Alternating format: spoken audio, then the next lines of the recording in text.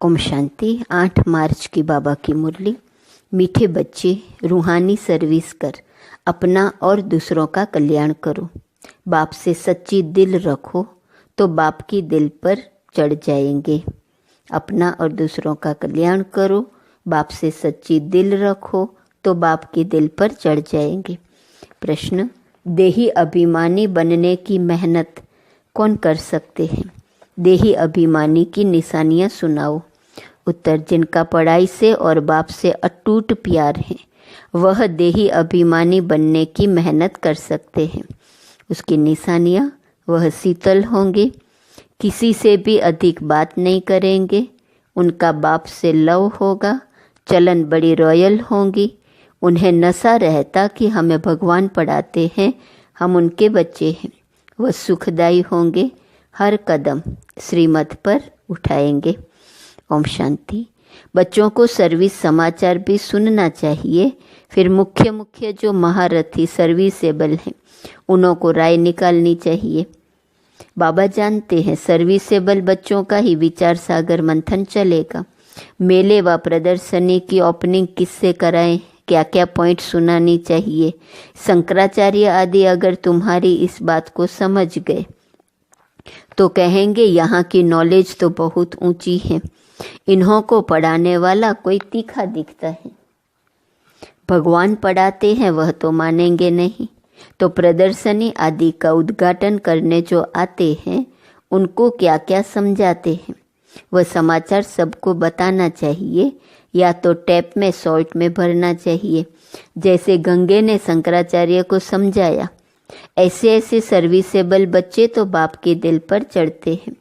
यूं तो स्थूल सर्विस भी है, परंतु बाबा का अटेंशन रूहानी सर्विस पर जाएगा जो बहुतों का कल्याण करते हैं। भल कल्याण तो हर बात में है, ब्रह्मा भोजन बनाने में भी कल्याण है। अगर योग युक्त हो बनाए, ऐसा योग युक्त भोजन बनाने वाला हो तो भंडारे में बड़ी शांति हो। याद की यात्रा पर रहे, कोई भी आए तो झट उनको समझाए।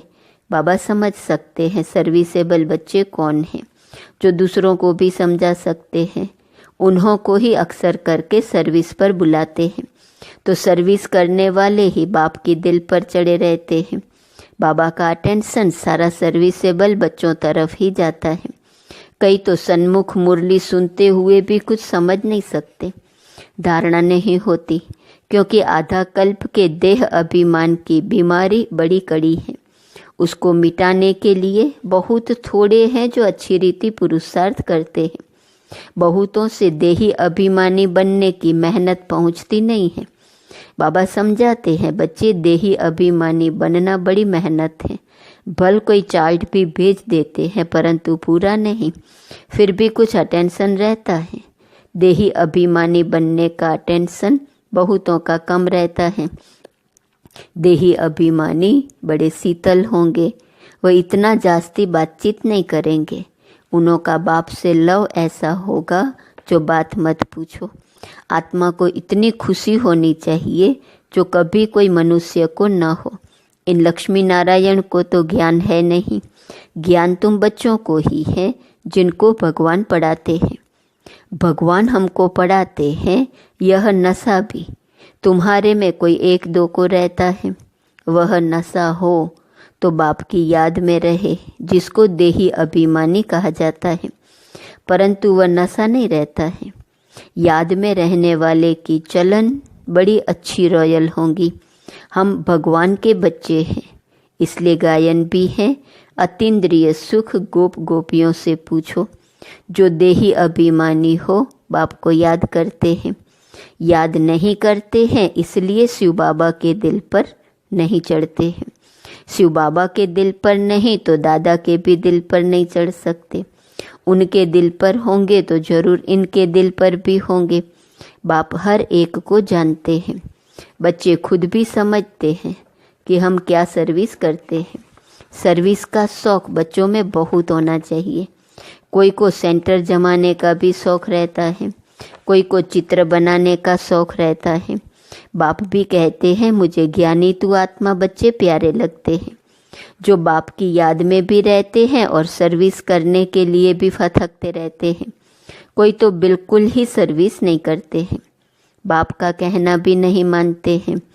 बाप तो जानते हैं ना कहाँ किसको सर्विस करनी चाहिए, परंतु देह अभिमान के कारण अपनी मत पर चलते हैं तो वह दिल पर नहीं चढ़ते हैं। अज्ञान काल में भी कोई बच्चा बद चलन वाला होता है तो बाप की दिल पर नहीं रहता है, उनको कपूत समझते हैं, संग दोष में खराब हो पड़ते हैं। यहाँ भी जो सर्विस करते हैं वही बाप को प्यारे लगते हैं, जो सर्विस नहीं करते उनको बाप प्यार थोड़े ही करेंगे। समझते हैं तकदीर अनुसार ही पढ़ेंगे, फिर भी प्यार किस पर रहेगा? वह तो कायदा है ना। अच्छे बच्चों को बहुत प्यार से बुलाएंगे, कहेंगे तुम बहुत सुखदाई हो, तुम पिता स्नेही हो। जो बाप को याद ही नहीं करते उनको पिता स्नेही थोड़े ही कहेंगे। दादा स्नेही नहीं बनना है, स्नेही बनना है बाप से। जो बाप का स्नेही होगा उनका बोलचाल बड़ा मीठा सुंदर रहेगा। विवेक ऐसा कहता है, भल टाइम है परंतु शरीर पर कोई भरोसा थोड़े ही है।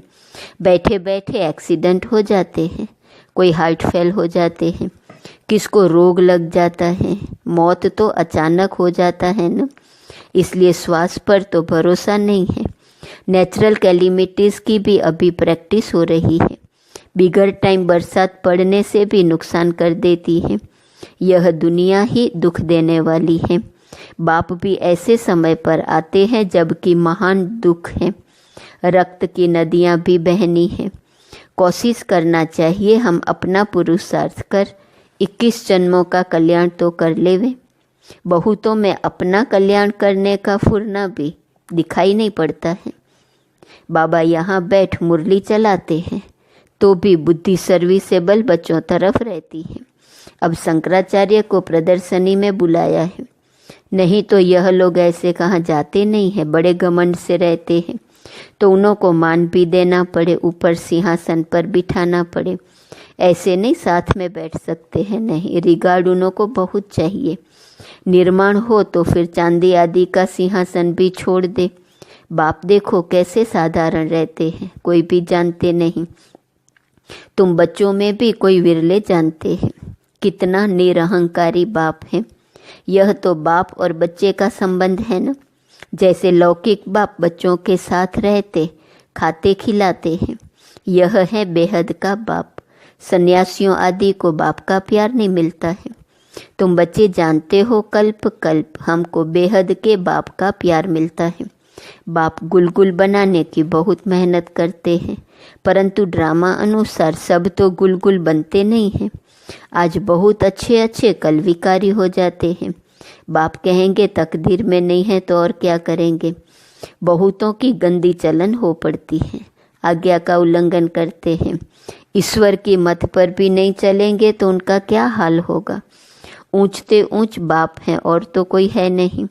फिर देवताओं के चित्र में देखेंगे तो ये लक्ष्मी नारायण ही ऊंचते ऊंच हैं, परंतु मनुष्य यह भी नहीं जानते कि इन्हों को ऐसा किसने बनाया। बाप तुम बच्चों को रचता और रचना की नॉलेज अच्छी रीति बैठ समझाते हैं। तुमको तो अपना शांति धाम सुख धाम ही याद आता है। सर्विस करने वालों के नाम स्मृति में आते हैं। जरूर जो बाप के आज्ञाकारी बच्चे होंगे उनके तरफ ही दिल जाएंगी। बेहद का बाप एक ही बार आते हैं। वह लौकिक बाप तो जन्म जन्मांतर मिलता है, सतयुग में भी मिलता है, परंतु वहाँ यह बाप नहीं मिलता है। अभी की पढ़ाई से तुम पद पाते हो, यह भी तुम बच्चे ही जानते हो कि बाप से हम नई दुनिया के लिए पढ़ रहे हैं। यह बुद्धि में याद रहना चाहिए। है बहुत सहज। समझो बाबा खेल रहे हैं, अनायास कोई आ जाते हैं तो बाबा जट वहाँ ही उनको नॉलेज देने लग पड़ेंगे। बेहद के बाप को जानते हो, बाप आए हैं पुरानी दुनिया को नई बनाने, राजयोग सिखलाते हैं। भारतवासियों को ही सिखलाना है। भारत ही स्वर्ग था जहाँ इन देवी देवताओं का राज्य था। अभी तो नर्क है, नर्क से फिर स्वर्ग बाप ही बनाएंगे। ऐसी ऐसी मुख्य बातें याद कर कोई भी आए तो उनको बैठ समझाओ, तो कितना खुश हो जाए। सिर्फ बोलो बाप आया हुआ है। यह वही महाभारत लड़ाई है जो गीता में गाई हुई है। गीता का भगवान आया था, गीता सुनाई थी। किस लिए? मनुष्य को देवता बनाने। बाप सिर्फ कहते हैं मुझ बाप को और वर्षे को याद करो। यह दुख धाम है। इतना बुद्धि में याद रहे तो भी खुशी रहे। हम आत्मा बाबा के साथ जाने वाली हैं शांति धाम। फिर वहाँ से पाल्ट बजाने आएंगे, पहले पहले सुख धाम में। जैसे कॉलेज में पढ़ाते हैं तो समझते हैं। हम यह पढ़ते हैं, फिर यह बनेंगे। बैरिस्टर बनेंगे व पुलिस सुपरिटेंडेंट बनेंगे, इतना पैसा कमाएंगे, खुशी का पारा चढ़ा रहेगा। तुम बच्चों को भी यह खुशी रहनी चाहिए। हम बेहद के बाप से यह वर्षा पाते हैं। फिर हम स्वयं स्वर्ग में अपने महल बनाएंगे। सारा दिन बुद्धि में यह चिंतन रहे तो खुशी भी हो। अपना और दूसरों का भी कल्याण करें। जिन बच्चों के पास ज्ञान धन है उनका फर्ज है दान करना। अगर धन है दान नहीं करते हैं तो उन्हें मनहूस कहा जाता है। उनके पास धन होते भी जैसे कि है ही नहीं। धन हो तो दान जरूर करें। अच्छे अच्छे महारथी बच्चे जो हैं वह सदैव बाबा की दिल पर चढ़े रहते हैं। कोई कोई के लिए ख्याल रहता है यह शायद टूट पड़े। सरकमस्टांस ऐसे हैं। देह का अहंकार बहुत चढ़ा हुआ है। कोई भी समय हाथ छोड़ दे और जाकर अपने घर में रहे। बल मुरली बहुत अच्छी चलाते हैं परंतु दे अभिमान बहुत है। थोड़ा भी बाबा सावधानी देंगे तो जट टूट पड़ेंगे। नहीं तो गायन है प्यार करो चाहे ठुकराओ। यहाँ बाबा राइट बात करते हैं तो भी गुस्सा चढ़ जाता है। ऐसे ऐसे बच्चे भी हैं। कोई तो अंदर में बहुत शुक्रिया मानते हैं, कोई अंदर जल मरते हैं। माया का देह अभिमान बहुत है। कोई ऐसे भी बच्चे हैं जो मुरली सुनते ही नहीं हैं और कोई तो मुरली बगैर रह नहीं सकते। मुरली नहीं पढ़ते हैं तो अपना ही हट है। हमारे में तो ज्ञान बहुत है और है कुछ भी नहीं। तो जहाँ शंकराचार्य आदि प्रदर्शनी में आते हैं, सर्विस अच्छी होती है तो वह समाचार सबको भेजना चाहिए तो सबको मालूम पड़े कैसे सर्विस हुई तो वह भी सीखेंगे। ऐसी ऐसी सर्विस के लिए जिनको ख्यालात आते हैं उनको ही बाबा सर्विसेबल समझेंगे। सर्विस में कभी थकना नहीं चाहिए। यह तो बहुतों का कल्याण करना है ना। बाबा को तो यही होना रहता है, सबको यह नॉलेज मिले, बच्चों की भी उन्नति हो।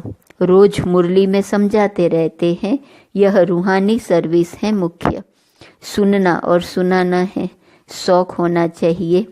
बैज लेकर रोज मंदिरों में जाकर समझाओ ये लक्ष्मी नारायण कैसे बने, फिर कहाँ गए, कैसे राज्य भाग्य पाया। मंदिर के दर पर जाकर बैठो, कोई भी आए बोलो ये लक्ष्मी नारायण कौन है, कब इन्हों का भारत में राज्य था। हनुमान भी जुतियों में जाकर बैठता था ना, उसका भी रहस्य है ना। तरस पड़ता है। सर्विस की युक्तियाँ बाबा बहुत बतलाते हैं परंतु अमल में बहुत कोई मुश्किल लाते हैं। सर्विस बहुत है, अंधों की लाठी बनना है। जो सर्विस नहीं करते, बुद्धि साफ नहीं है तो फिर धारणा नहीं होती है। नहीं तो सर्विस बहुत सहज है। तुम ये ज्ञान रत्नों का दान करते हो। कोई साहूकार आए तो बोलो हम आपको ये सौगात देते हैं। इनका अर्थ भी आपको समझाते हैं। इन बेजीज का बाबा को बहुत कदर है और किसको इतना कदर नहीं है। इनमें बहुत अच्छा ज्ञान भरा हुआ है परंतु किसकी तकदीर में नहीं है तो बाबा भी क्या कर सकते हैं। बाप को और पढ़ाई को छोड़ना यह तो बड़े ते बड़ा आपघात है। बाप का बनकर और फिर फारगती देना, इस जैसा महान पाप कोई होता नहीं। उन जैसा कमबख्त कोई होता नहीं। बच्चों को श्रीमत पर चलना चाहिए ना। तुमको बुद्धि में है हम विश्व के मालिक बनने वाले हैं, कम बात थोड़े ही है। याद करेंगे तो खुशी भी रहेंगी। याद न रहने से पाप भस्म नहीं होंगे। एडॉप्ट हुए तो खुशी का पारा चढ़ना चाहिए परंतु माया बहुत विघ्न डालती है। कच्चों को गिरा देती हैं। जो बाप की श्रीमत ही नहीं लेते तो वह क्या पद पाएंगे। थोड़ी मत ली तो फिर ऐसा ही हल्का पद पाएंगे। अच्छी रीति मत लेंगे तो ऊंच पद पाएंगे। यह बेहद की राजधानी स्थापन हो रही है। इसमें खर्चे आदि की भी कोई बात नहीं है। कुमारियां आती हैं, सीख कर बहुतों को आप समान बनाती हैं। इसमें फी आदि की बात ही नहीं। बाप कहते हैं तुमको स्वर्ग की बादशाही देता हूँ, मैं स्वर्ग में भी नहीं आता हूँ। शिव बाबा तो दाता है ना, उनको खर्चे क्या देंगे। इसने सब कुछ उनको दे दिया, वारिस बना दिया। एवज में देखो राजाई मिलती है ना। यह पहला मिसाल है। सारे विश्व पर स्वर्ग की स्थापना होती है, खर्चा पाई भी नहीं। अच्छा, मीठे मीठे सिकिलते बच्चों प्रति माता पिता बाप दादा का याद, प्यार और गुड मॉर्निंग। रूहानी बाप की रूहानी बच्चों को नमस्ते। रूहानी बच्चों की रूहानी बाप को नमस्ते नमस्ते नमस्ते। धारणा के लिए मुख्य सार, पहली पॉइंट, पिता स्नेही बनने के लिए बहुत बहुत सुखदायी बनना है। अपना बोलचाल बहुत मीठा रॉयल रखना है। सर्विसेबल बनना है। निरअहंकारी बन सेवा करनी है। दूसरी पॉइंट, पढ़ाई और बाप को छोड़कर कभी आपघाती महापापी नहीं बनना है। मुख्य है रूहानी सर्विस। इस सर्विस में कभी थकना नहीं है। ज्ञान रत्नों का दान करना है, मनहूस नहीं बनना है। वरदान, सदा निज धाम और निज स्वरूप की स्मृति से उपराम न्यारे प्यारे भव। निराकारी दुनिया और निराकारी रूप की स्मृति ही सदा न्यारा और प्यारा बना देती है। हम है ही निराकारी दुनिया के निवासी। यहाँ सेवा अर्थ अवतरित हुए हैं। हम इस मृत्युलोक के नहीं लेकिन अवतार हैं। सिर्फ ये छोटी सी बात याद रहे तो उपराम हो जाएंगे। जो अवतार न समझ गृहस्थी समझते हैं तो गृहस्थी की गाड़ी कीचड़ में फंसी रहती है। गृहस्थी है ही बोझ की स्थिति और अवतार बिल्कुल हल्का है। अवतार समझने से अपना निजी धाम, निजी स्वरूप याद रहेगा और उपराम हो जाएंगे।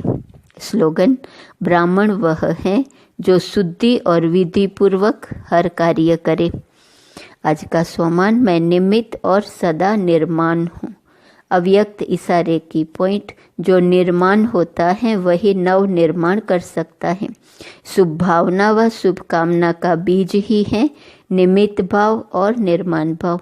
हद का मान नहीं लेकिन निर्माण। अब अपने जीवन में सत्यता और सभ्यता के संस्कार धारण करो।